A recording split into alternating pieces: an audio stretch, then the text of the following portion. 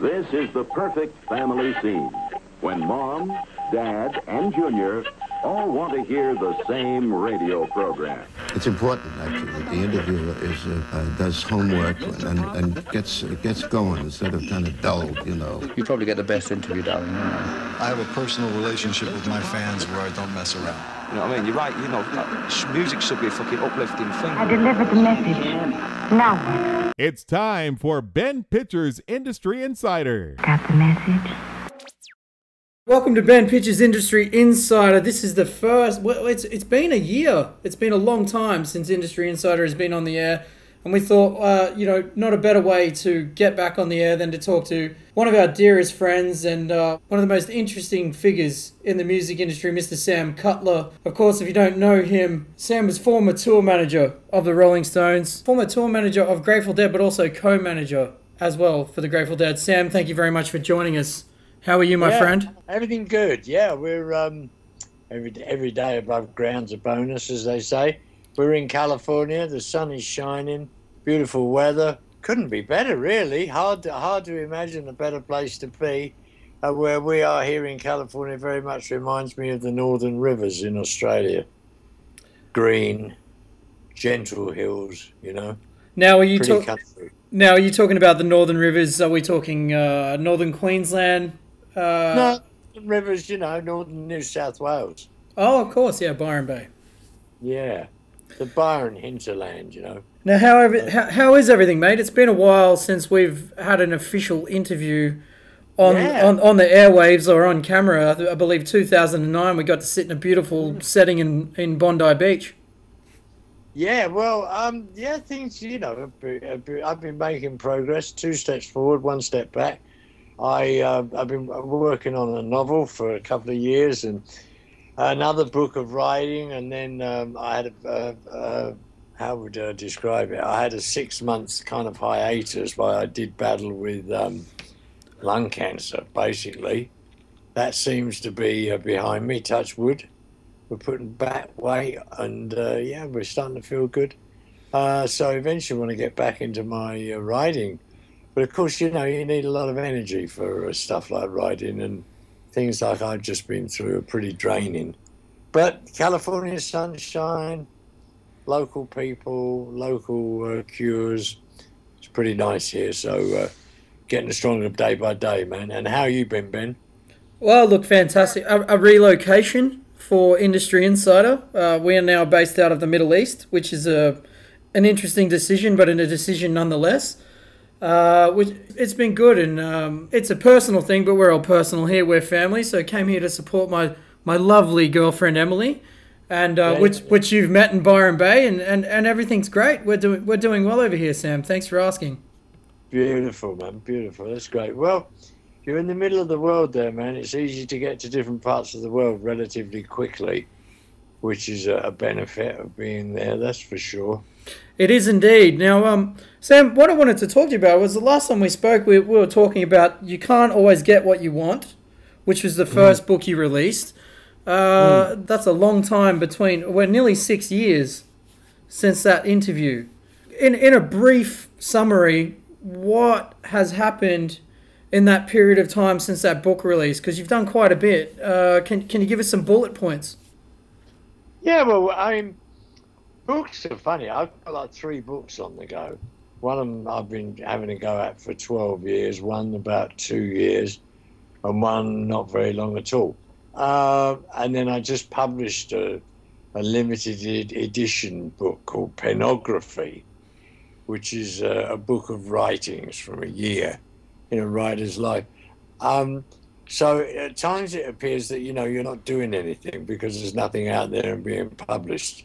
But that isn't strictly speaking the case. I have been doing some work, I promise. I'm sure you have. You're always working. You're always busy. So you've really got 3 books there that you're talking of right now. You've got the one released. Book I've been writing about Ibiza forever, on and off for about 12 years. That's a very interesting one, and I know you can't always get what you want. Penology is out.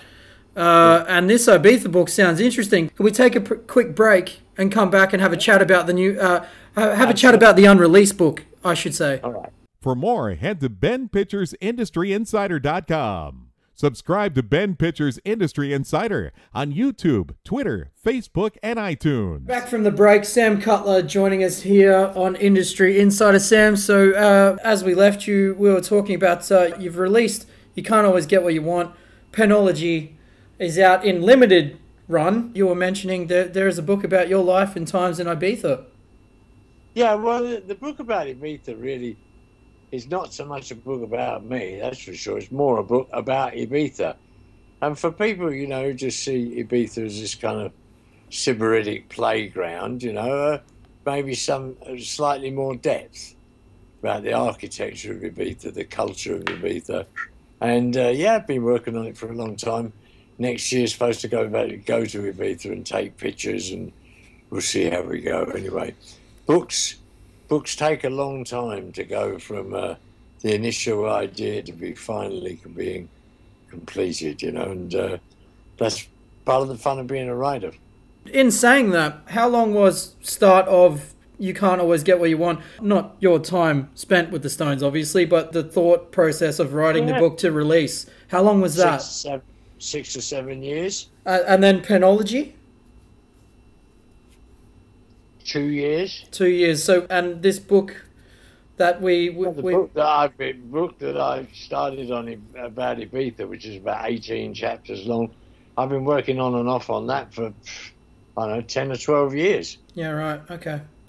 That's just like things that accompany you through life, you know what I mean? Yeah. Rather than things you just sit down and do. There's like long-term books, and then I'm writing a novel. I've been doing that for 2 years. Yeah. So, you know what I mean? It's you have different things on the go. I write for a magazine, you know, stuff like that. So you just keep your hand in at different levels. If, you know, I mean, every writer has a different approach. That's just my approach. Recently, very interestingly, Grateful Dead, or remaining members of, had their final 3 nights at Soldier Field in Chicago. Yeah, extraordinary. Tell me a little bit more about that. Yeah, well, I was ready to, you know, for it not to be very good.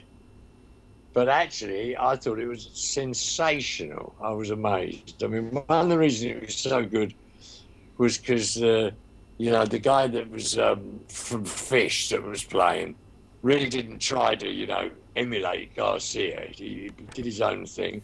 Trey from Fish, I thought was very good. I thought the whole thing was very professional. I saw the night before last, the simulcast, as good as anything I've ever seen them do. I was amazed. Fabulous. The vibe was great. The music was great. The sound was awesome. The lights were, you know, the whole thing was just first class. It's not really stepping over the line, but it's kind of an odd thing to say because he's not around anymore. But is there any way that you could put across what you thought Jerry might have felt about that final gig? God knows what he would have thought. No? Yeah, I don't know, man. You know, from any objective point of view, it was all very well done. Yeah. You know what I mean? After that, it's all, you know, a subjective kind of thing, but it was very well done, man, and the production values were sensational. You know, regardless of whether you like the music or not, you know, the whole thing was superbly presented, state of the art, you know. Well, I mean, the still photos of the show looked incredible. Anything you saw on the internet that were coming out of Twitter or any of the new social media feeds, it looked like, you know, it looked amazing. The production value looked incredible. State of the art, man. State of the art. And I talked to people who were there. They were blown away, and they've been to a lot of concerts. So that's good, you know. It's also a kind of exercise in American nostalgia. Everyone, you know, can dream about being young again or something. But, I mean, the Grateful Dead play such a central part of American, you know, contemporary cultural life. It's amazing, man. I mean, they're just like, they're everywhere. So, you know, they've got a satellite channel that plays Grateful Dead music 24/7, year round. who do you bump into along the way, as far as Grateful Dead are concerned, or people from the past when you were operating? Well, not operating. I say putting on gigs there. You know, who would we know from the as a younger generation when you say a name? I mean, the kind of gigs I'm going to, like in the Lock-In, you know, has got Bobby Weir's band is playing at it, Phil Lesh's band is playing it. It's all still, you know, Grateful Dead related. The individual members of the Grateful Dead all have individual bands, some of whom are great. I mean, Billy Kreutzmann, the drummer's band, he's got a band called Seven Walkers. Amazing. Mm-hmm. The other drummer, Mickey Hart's got a band. Always plays, you know, cutting edge, extraordinary psychedelic music. They're still making great music. Yeah. Individually, you know. The Grateful Dead is no more, but there's, you know, 5 subsidiary bands have sprung from it. So they're all doing, you know, festivals, mainly on the East Coast. So we'll do some festivals on the East Coast, do some shows with the Dark Star Orchestra, who are an amazing band, and yeah, enjoy life. We're helping with a film that's being made of the Grateful Dead, a documentary. Yeah. Which I figure quite heavily in, so we're helping the filmmaker with that. That's in its final edit. We don't quite know how that's going to be promoted, but no doubt we'll be doing interviews and stuff like that. So we'll be busy, and yeah, this is a nice time to be in America. The sun is shining, it's nice and hot. I'd rather have that than a metre of snow, you know. Can we take one more break, and then we'll come back to you, and we'll have a chat about what you're currently doing, where you're going to be in the US, how people can find you, and how people can donate to Sam. Is samcutler.org still up? Or Yep. Yeah. We'll take a break and we'll come straight back to you, Sam. You're listening to Ben Pitcher's Industry Insider. Follow Ben on YouTube at Ben Pitcher's Industry Insider. Sam Cutler joining me here on Industry Insider. We're into the final piece of the interview. It's an absolute pleasure to have you here, mate. I know you're very busy and you got a lot of things to do. You're currently touring around the US. Where can we find you, or where can people find you if they're in and about the US at this point in time? Well, yeah, good question. If I knew the way, I'd take you home. We're kind of our movements are subject to change at short notice, kind of thing. But we're going to be in Santa Cruz this Friday. We're going to be in Denver, Colorado on the 8th of August, and then we'll be headed east. What we've intended to do is just put stuff on my public Facebook page, which has got about 14,000 followers, so people can read what we're doing. So we try and put a week in advance where we're going to be. All right, well, what I'll do is if anybody wants to head to the Sam Cutler Facebook page, just check out on Ben Pitcher's Industry Insider. We'll leave some direct links, the first links that you will see, to go and go to Sam's Facebook page. We'll also leave some links to go to samcutler.org if you want to donate, so Sam can continue to keep writing books and getting his way across the country. And Sam will put all the links up there. Make sure that people know where you are, mate. It's been an absolute pleasure. Lovely talking to you. And people can go to samcutler.org.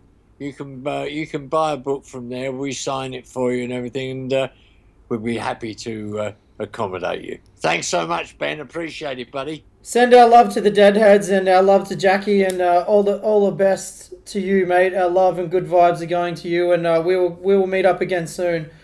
Thank you so much for joining us here. God bless you. Follow Ben on Facebook at Industry Insider Official. You've been listening to Ben Pitcher's Industry Insider.